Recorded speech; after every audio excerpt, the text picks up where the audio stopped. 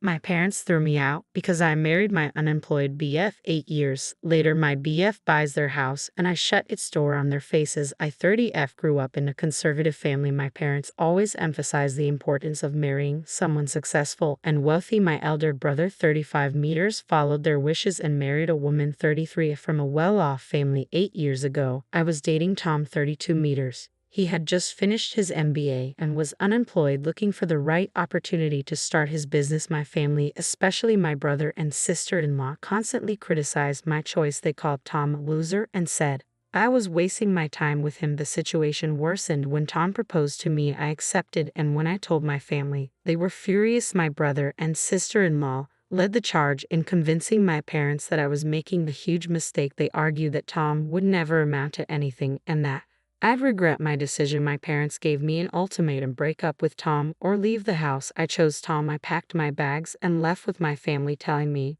I was no longer welcome. They didn't even want to meet Tom or give him a chance. Tom and I got married in a small ceremony with just our close friends. We struggled initially, living in a tiny apartment and barely making ends meet.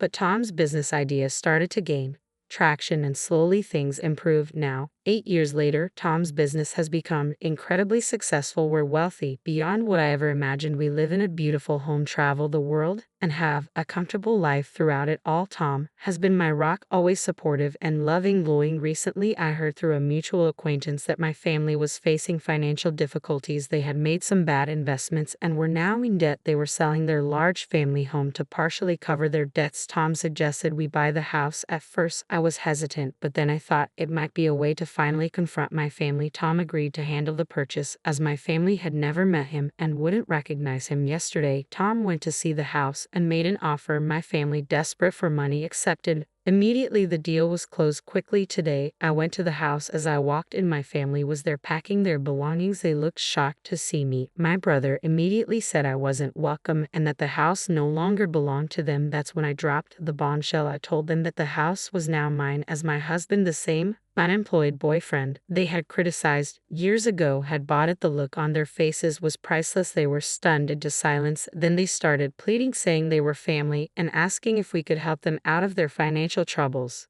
I refused, reminding them how they had treated me and Tom. I told them they had a month to move out as per the sale agreement. Then I left, leaving them in shock. Now, I'm wondering if I went too far for buying their house and refusing to help them after how they treated us. Update 1: I didn't expect my post to get so much attention. Thank you all for your comments and insights. I've been reading through them and wanted to provide more context and updates to address some common questions. Yes, my family knew I was married to Tom, but they never reached out or tried to mend fences. They only knew his first name and had never seen him, which is why they didn't recognize him during the house purchase. The house has sentimental value to me. It's where I grew up, and despite everything, I have some good memories there. That's partly why we decided to buy it. Tom and I discussed this decision thoroughly. He's fully supportive and agrees with how we're handling the situation. Now for the update. After my last post, things escalated. My parents called me repeatedly, leaving voicemails alternating between apologies and accusations. My brother sent a long email trying to justify their past actions and pleading for another chance.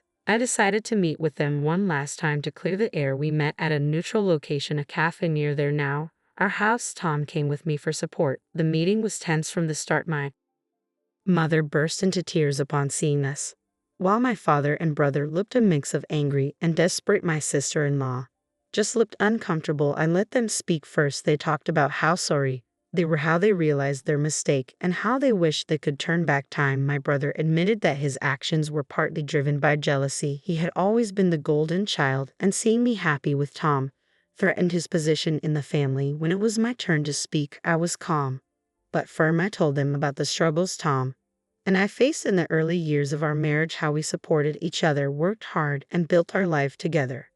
I explained how their rejection had hurt me deeply but also made me stronger. I made it clear that while I was willing to have a civil relationship with them, I couldn't forget or fully forgive what they had done. The trust was broken and it would take a lot more than apologies to rebuild it. As for their financial situation, I told them that I wouldn't be bailing them out. Their poor decisions were their responsibility. However, I offered to let them stay in the house for 3 months rent-free instead of one, to give them more time to find a new place and sort out their finances. They weren't happy with this, arguing that family should help family, but I stood my ground.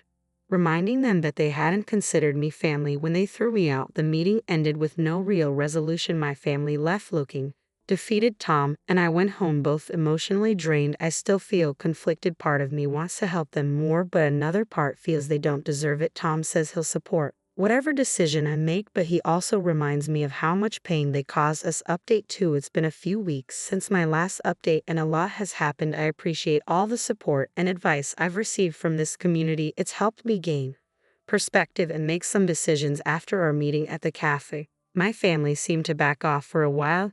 They moved out of the house within the 3-month period we gave them, finding a smaller place to rent. I thought that might be the end of it, but I was wrong. Last week, my sister-in-law reached out to me privately. She asked to meet, saying she had something important to discuss. Curious and a bit wary, I agreed to meet her for coffee. When we met, she broke down and confessed that she had been the main instigator in turning my family against Tom and me. She admitted to feeling threatened by my relationship with Tom, fearing that if he became successful, it would overshadow her and my brother's status in the family. She told me that she had fed my brother and parents with constant negativity about Tom, exaggerating his unemployment and painting a bleak picture of our future together. She even admitted to hiding a job offer letter that had come for Tom at our family home just before we left. I was shocked and angry. Her actions had caused so much pain and division in our family, but as I watched her sob and beg for forgiveness, I also felt a strange sense of relief. Finally, I had an explanation for why my family had been so harsh and unyielding. I told her I needed time to process this information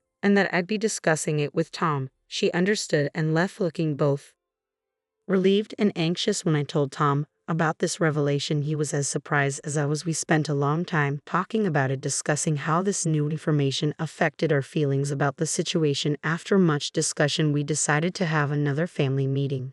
This time we invited everyone to our home. It was the first time my family had seen how we lived, and I could see the surprise and perhaps a bit of envy in their eyes. At the meeting, I asked my sister-in-law to share what she had told me. Watching my parents and brother react to this confession was difficult. There was anger, disbelief, and eventually a sense of guilt as they realized how easily they had been manipulated. My brother in particular seemed devastated. He apologized profusely both to Tom and me, acknowledging that he should have stood by his sister instead of being swayed by his wife's jealousy. The meeting was emotionally charged with a lot of tears and apologies. By the end, it felt like we had finally cleared the air. However, I made it clear that while this explanation helped me understand their actions, it didn't erase the pain of the past 8 years. Tom and I told them we were willing to start rebuilding our relationship, but it would take time and effort on all sides. We also stood firm on our decision about the house and their financial situation. We explained that they needed to take responsibility for their actions and decisions just as we had done when we started our life together. They seemed to accept this,